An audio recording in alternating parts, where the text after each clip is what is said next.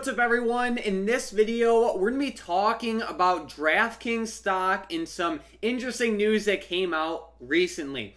So basically, all growth stocks are getting destroyed right now. We can see Draftkings is down huge. Redfin, Zoom, you could say Square, Teladoc, everything's falling. Corsair, Palantir, like everything is just tanking.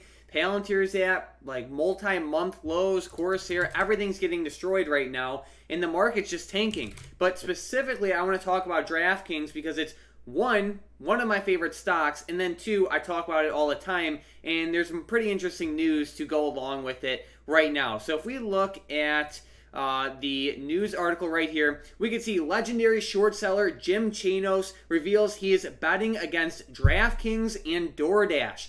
So I saw that and I was like, that's interesting. And just to put something into perspective really quickly, this same short seller who is shorting Draftkings and DoorDash, Jim Chanos, has also shorted Tesla heavily. And on December 14th of 2017, Jim Chanos said that Tesla stock is worthless. It's worth zero. So I just figured I'd take a look at Tesla stock on December 14th of 2017 just to see what it was looking like. And we could see Jim Chanos said Tesla stock was worthless when it was at like $68. Right now it's trading for over $1,000. So that didn't work too well. But either way, that's just something to point out. But anyways, I wanted to understand why. Like what Jim is seeing with this with DraftKings right now. And he said that basically the marketing costs are insane, and that's true. You know, DraftKings is spending a ton of money marketing right now, and personally I think that's a good idea. They just got their sports betting license in New York, which should be one of the biggest states for them, and they're at a critical growth phase. And with rates this low, why wouldn't you spend as much money to market right now to establish market dominance in your industry? So to me, that's a good thing. But either way, yes, DraftKings spends a ton of money marketing, which, you know, I guess you could say it's bad. But anyways, I read through the article. He basically said that the business model is unsustainable and they spend too much money marketing. And Jim Chanos and the CEO of DraftKings actually went on CNBC today and had like a little bit of a discussion, you can say, kind of. And basically, the CEO of DraftKings, which is Jason Robins, basically said, "You're completely wrong, Jim." And we could see just some of the growth rates. We could see Jason Robins, CEO of DraftKings, said, last year, DraftKings did around $644 million in revenue, right? That's pretty good.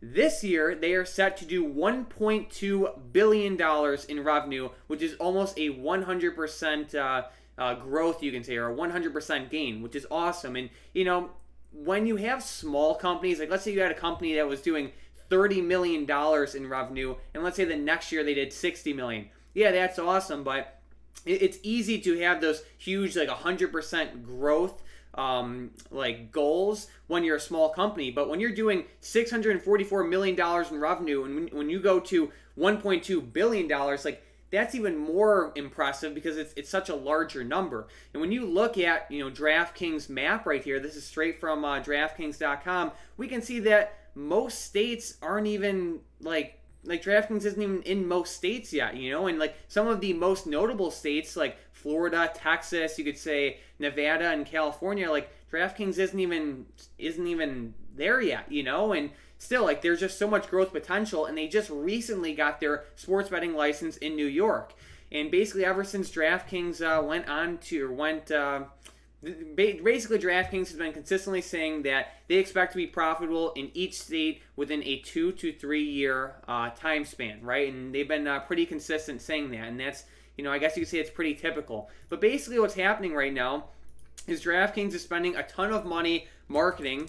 And it is a lot of money, and basically all growth stocks are getting just destroyed right now. Some people will say they're spending a little bit too much money marketing. Some will say, you know, it's for the long term. Personally, I think it's a good thing. You know, they can cut down their marketing pretty easily if it ever got really bad. But when we're in an economy like this, when rates are so low and money is so cheap to borrow, and especially when you just got your sports betting license in a huge state like New York, why wouldn't you spend as much money as possible to become the leader of that market, right? So to me, it's a good thing to keep aggressively marketing to become the leader of your industry. But then again, they do spend a lot of money, which I guess you can say is a bad thing.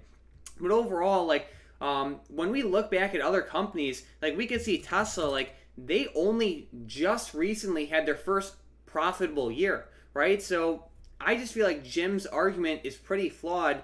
But then again, short sellers like Jim and even other funds, when they short companies, part of their job is to create that negative press. That's how they make their money, you know? So like, let's say someone was short huge on, you could say, Teladoc, right? Like their job would be to pump out as much bad press about Teladoc as possible to have investors panic and sell so then they can make a lot of money, you know? And it's no different than DraftKings. And you know, when it rains, it pours. You know, when stocks are uptrending, all the analysts jump on board saying, oh, the stock's going to hit $100 or $150 or $200 or whatever. And then when it's tanking, a lot of people sell, and I guess you could say the downtrend intensifies. But all in all, I still love DraftKings, and it's a volatile stock. It's in a major growth phase, and of course, some people are going to get shaken out with this downtrend. And it's not good news to have a short seller come out. But then again, I feel like his argument is relatively flawed, and then again, he is the same person who has been shorting Tesla for quite a while. So that's just something to keep in mind. And yeah, I mean, that's the main thing. And like, if we look at it from like a long-term basis, like let's say we just look 5, 10, or 20 years down the line, what happens when we go back to this DraftKings map and we see, you know, most of these states up and running, and DraftKings is, I guess you could say, active in these states? What happens then when they are already established and they don't have to spend as much money marketing? Basically, their revenue and their profitability will explode, because obviously they'll have a lot more revenue coming in. Their costs should lower, especially with marketing, which is one of their biggest costs right now, and that should be huge. And then on top of that, they're very actively, I guess you could say, like adapting to current world trends, especially with blockchain and NFTs and all that. So personally, I still love DraftKings, but it really does suck to see this short-term downtrend. And it's not just DraftKings; it's stocks like, you know, Corsair, Zoom. Like the ARK fund is getting destroyed right now. Palantir, Chewy, Redfin. You know, like I said, Corsair, AI, everything's selling off right now, and it definitely does suck to see. And no one loves downtrends in the short term, but all in all, right now, if you can last this, if you can, I guess you could say, survive this downtrend, it should be pretty good after this point. While all of these stocks are selling off, buying shares should be a great opportunity. You know, when you can get stocks like DraftKings or Corsair or like AI or Zoom at the levels that they're currently at, they're pretty good deals in my opinion. But of course, always do your own research. Feel free to look into this topic a little more. But I just thought it was interesting with all of the current news going around with DraftKings, and I felt I should definitely cover it. But all in all, I am very excited for the future of this company. They are growing at some pretty rapid rates, and at the same time, yeah, they are spending a lot of money marketing, but in my opinion, that should pay off big time over the long run, and we'll definitely see in a couple of years from now. But with that being said, thank you guys so much for watching this video. Let me know what you think about this situation, and let me know if there's other stocks that I might have missed. Let me know if you like them in the comments down below. But other than that, thank you guys so much for watching, and have an amazing weekend.